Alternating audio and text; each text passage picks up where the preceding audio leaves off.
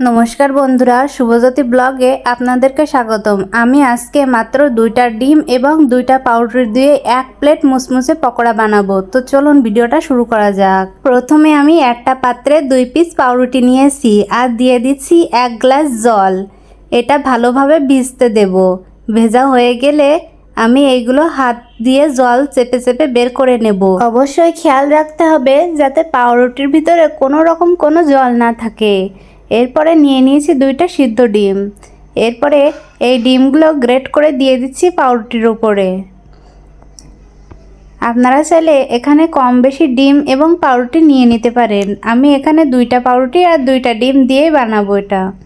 এবার দিয়ে দিচ্ছি চিলি ফ্লেক্স, এবার দিয়ে দিচ্ছি লবণ, এবার দিয়ে দিচ্ছি জিরা গুঁড়া, দিয়ে দিচ্ছি ধনিয়া গুঁড়া, দিয়ে দিচ্ছি গরম মশলা, এবার চাট মশলা দিয়ে দিলাম, দিয়ে দিচ্ছি পেঁয়াজ কুচি, দিয়ে দিচ্ছি কাঁচা লঙ্কা কুচি, দিয়ে দিচ্ছি ধনিয়া পাতা, এবার একটু কর্নফ্লাওয়ার দিয়ে দিলাম।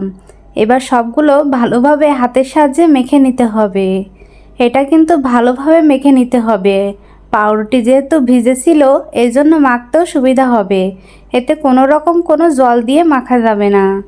এটা ভালো করে মাখা হয়ে গিয়েছে। এটা মাখার পরে একটা ডোয়ের মতো দেখতে লাগবে। এরপর হাতে একটু তেল দিয়ে নিয়েছিলাম যাতে হাতে না লেগে যায়।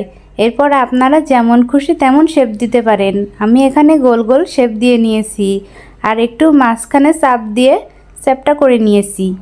এবার ব্রেড ক্রাম্বসের ভিতরে আমি এটা কোট করে নিয়েছি। ব্রেড ক্রাম্বস দিলে এগুলো খুব মুসমুসে হবে খেতে।